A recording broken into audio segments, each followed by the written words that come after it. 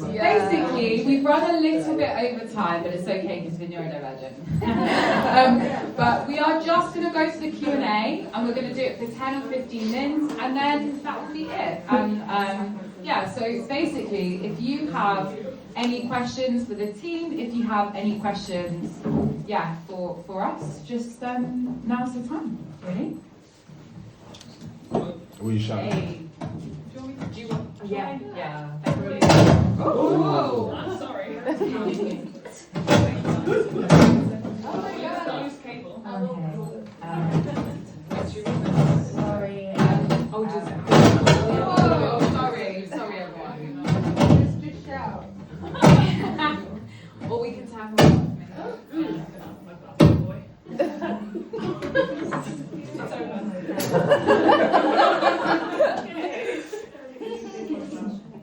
Is that working? Okay, it's not working. Oh, okay. Right, just shout it out. I'll be loud. Yeah. I'm sorry, I just had a bit of a Try thing, again. So, hello? It's not working, is it? Okay. I can project my voice. I'm an educator. I just had a bit of a thing. So, but this question is about motherless, actually. So I remember when Maz was preparing for your research based on your poems, and it was so moving to me. Your poem, I was really moving. But I wanted to ask a question also linked a little bit to Sarabi's kind of environmental thing, and it was. What does motherless mean in a more social, political, and environmental context, especially linking it to like Mother Earth and that kind of environmental context? You know, if you guys read Braiding Sweetgrass, that's my recommendation. So the book starts with the sky woman and the creation of the world. So yeah, I was just wondering, how does motherless exist? And yeah, I guess either of you. I'm gonna be so sorry. Can you reiterate the question? Is it because Yeah. it's not loud? Yeah, I couldn't quite. So, okay, sorry, I just. Sorry, no, it's not your fault. You don't have the mic. So. Oh, why is it working now? Because I turned the volume on. Oh. I'm not a sound technician. Alright, I just suddenly feel so much smoother. Sorry. Yeah, so the question is, what does motherless mean in a social, political, and especially environmental context? Motherless? Yes, motherless. Motherless. Oh. Mother. You're the environment. You're on time? Yeah. Okay. Yeah, it's a really good question. It's something to be honest, I don't think I ever thought about being motherless.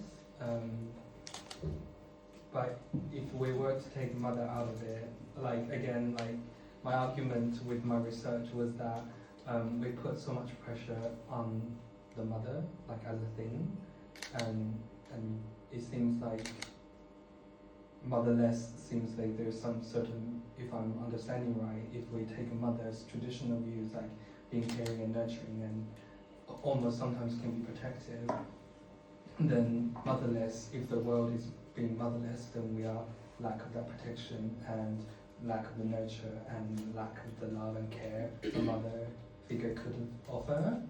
But then as queer myself, I think a mother can also be quite overbearing, and sometimes maybe motherless is a good thing. As a queer person, I identify as a non-binary. Mother to me is quite a hefty thing because I'm male presenting. This is the body I was given. I have no choice. If I were given a choice, I would like to bear my own child, and that's kind of something I can never do, but it's kind of a desire I have. So I don't know if we're motherless. I think it doesn't matter if we love each other.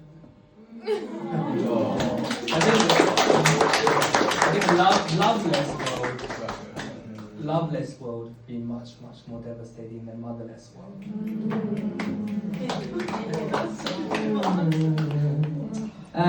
I've also listened to Braiding Sweetgrass. Sweetgrass.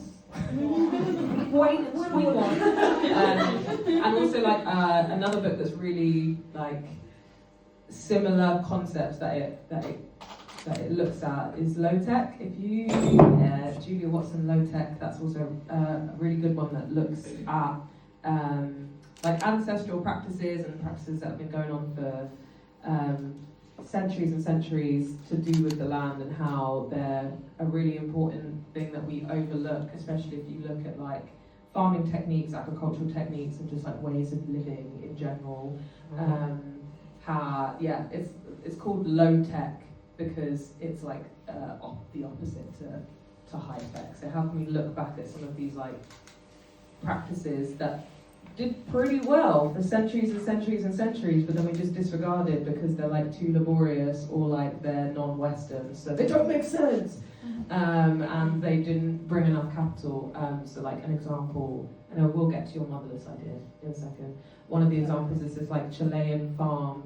I think it's Chile, somewhere in South America. Guys, I have a geography degree. Well, anyway, like the farming techniques that they had centuries ago was really good in arid land because it meant that the crops would be watered all year round. So they would do like a grid technique and then have these like pools of water running in grids.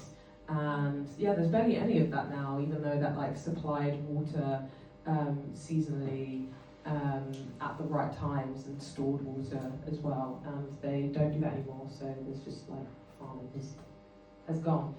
Read the book. I'm not explaining it very well, but from both of those books, I think you can take this idea of the steward, and I look at that a lot as well. Getting a couple of nods in the crowd. So like, you are the steward, you are the mother. This world is never, from an environmental sense, it's not motherless because you still care. Just because we've been removed from our like being in touch with nature because we all live in cities, doesn't mean that that care isn't still there. Like, we still engage with nature and want to protect. Like, I'm sure everybody in here, like, it'd be so nice if we all like grew our own food and blah blah blah blah. Like, looking after the nature that's around you is part of being a mother, environmental mother, I believe. I started doing a game during my masters, which was called Neo the Witch, which I knew wouldn't kick off because she's a witch. But it was this idea that you could. It was kind of like Pokemon Go meets Strava meets like picture this, or like on Snapchat, I believe you can like do plant identification. And the idea was that like you would set your route and say what you wanted to like forage, whether it was like, I will forage some willow to weave a basket, or my mother is ill and I must find her some cloves. It would like tell you where you could go in your local area to forage that thing. And the idea is that you would have this like augmented reality camera, kind of like Pokemon Go, and when you came up to the plant that you wanted to make things out of, it'd be like, no, you actually can't take any because she's sick, and it would tell you how to like make the plant better again. Which like, there's plant identification apps which can tell you whether things are like ill or sick, or like they've got brown spots, and it's like, this is actually gonna like give you the shits, babe, don't eat it. So yeah, I think when you think of the environmental mother, for me, that's the steward, and it can be you. Do you know what I mean? It's all of us.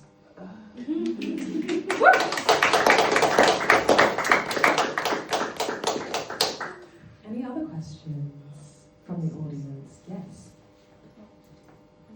I also want to say, big fan of using Google Lens to identify stuff. The what? Google Lens on your phone. Taking a photo of a watch and being like, what is this? What the hell? What the fuck is that? What the fuck? I'm also really bad at it. I also am really bad because I don't remember the name of your research, like the Languages. All together. Languages. Yes. I think think that you like approaching something sort of like looking at the thing that refused to be legible, and being like, I'm gonna research that. I'm gonna try and pin that down. And you are now doing research on that like further. Are there any points that you're like doing something that kind of is a paradox in itself? Do you find that it is a paradox, or are you above it? I don't know. I feel like, thank you. I think that's a really good question. It's something I think about a lot. I feel like the research page that I read you today was kind of tailored around my writing practice, as opposed to the places where the question you just asked pops up with consequences that are very precious to me, that I have to navigate. Because that wasn't the focus of what I was doing here. But to answer your question, I can tell you about that. A lot of what I'm doing is, I maybe mentioned this, I actually don't remember anything anymore, but I basically look at rituals, and that can vary from BDSM, queer underground sex parties, or it is South Indian harvest festival rituals. And what I mean by illegible is, if we think about what can be held in an archive, it's often written in spoken language and images. And if we think about collective memory, and we think about choreography as a language and a way of transmitting things, the illegibility I'm working with when it comes to things like BDSM and queer intimacies, that I navigate in one way, where it's like, I don't believe that representation equals power. I think representation is just more surveillance. We can talk about that later. And so yeah, like my goal is not to illuminate or make things that would be basically flattened into a commodity more publicly accessible. That is the opposite of what I want to do in any circumstance. That holds true for both case studies. When I say illegible in terms of South Indian rituals and choreographies, those do not need the same privacy in order to, the ones I'm talking about and looking at specifically, things vary. But in the ones that I'm working with, they don't need that same privacy, and the risks that come with that are quite different. And when I say illegible, I mean in the sense that it is not the oral tradition, it's not the written tradition, it is the body's language. And in India, who can perform these rituals and who can tell these stories with their body is determined by things like gender, caste, religion, and yeah, so some bodies are illegible in that sense. And so I hope that answers your question in a very specific way. And it's something I think about a lot, and I really appreciate you asking it. Fuck representation.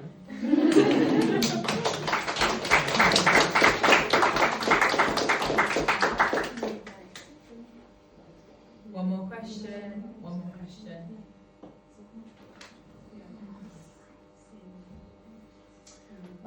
Taylor, I really loved your piece. Sorry, it's fine. Thanks, Ryan. No worries. Yeah, I love the way it kind of dramatized the sort of reaching for connection, really. And I guess, it's quite an easy question, but I would just wonder if the six of you, as you've worked together, do you feel that you kind of saw each other, across the table, holding the phone? Do you understand each other well now, having worked and written? That's a really good question. I will admit that I did already know some of these people. Not everyone. Jazzy completely did not know. Taylor I met once, and I was immediately, I think you were like talking at the Barbican about your neurodivergence and art, and I was like, oh, okay, I should invite. I knew Jinhao from BYP. These two are solid, so I'm not gonna lie. They're like some of my best friends. So I feel like it's a hard question. And I'm gonna be real about, I did know some of these people already. So perhaps it's better if other people answer who aren't great friends here. You won't do that. Oh, I was about to do hand. Oh. Your question first, right? Yeah. So you. Is it really a question for me? or Yes. is it- Okay. From your research. Thanks, Ryan. It felt very like wonderful and strange to be in this space. And it feels wonderful and strange that you asked me that, because Ryan and I met at UEA many years ago. About 6, I- 7 years ago. Yes, Yeah. and you were doing your MA in poetry and I was doing my MA in script writing, and I had no idea about poetry then. So to see you 7 years later, a capital P poet, and I'm standing here, I thought, shit. So it feels like there's, do you know we were talking about unmasking a lot actually? And what does it mean? I feel like the journey this year throughout this group, throughout my creative practice, has been a lot of just unmasking, allowing myself to not have to be an actor, to not have to be a playwright, but to incorporate that in. And then what does that mean to show up in that space when I've removed that? And then what layers do I add back on? Yeah, I said to Tina earlier, sometimes I feel like I mask so hard I'm taped. And so it's very non-linear, I have to accept that. And how do y'all feel about that? Anyone else want to answer? I think if there's a micro solar system in our group, Maz will be the sun. No,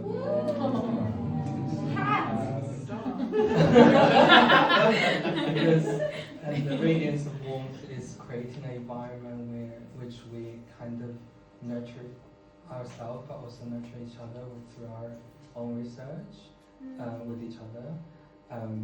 I know Maz, but I didn't know other people well, which was a great opportunity because, like we talk about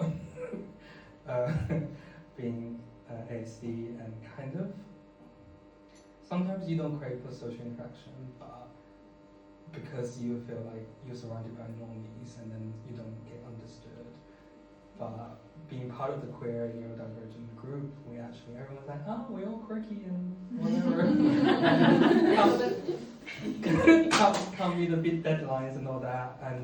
But also like just being part of each other's research, like really get to see each other in a different light, because I know Sarabi as like a wonderful host for Thoughtcast, and then see your practice and what it really means to you to hold the community together.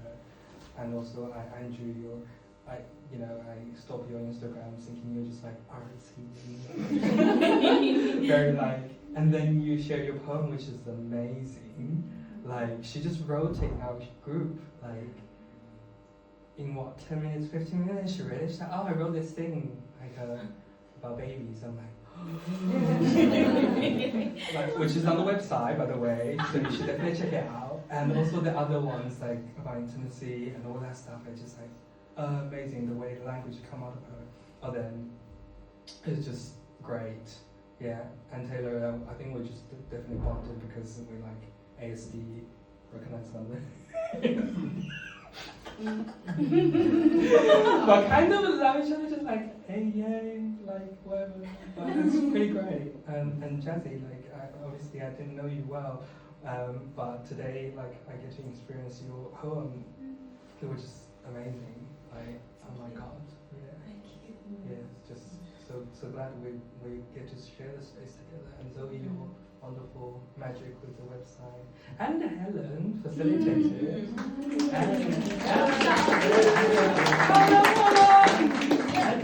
And there's one who does note taking that we didn't mention. Sudan. Oh, you did? Okay.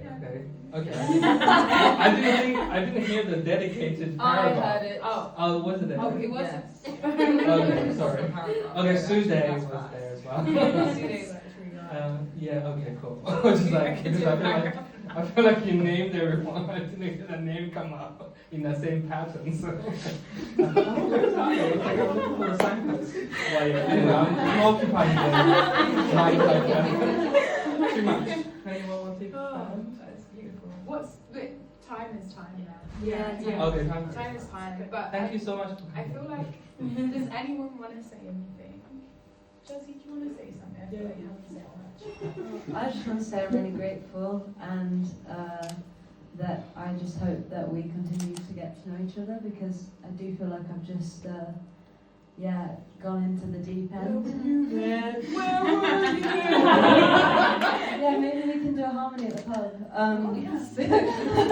And also to say that I was reading Junhao's work like before I met them, and it's just really cool to like get to understand someone through a poem or just like I don't know. It's a gift to try and like make the shape of someone in your mind and then get to meet them and expand that. And yeah, I just hope that this continues and that the kind of lesson, which is a lesson that I need to tell myself every day, that we're enough, continues. So thank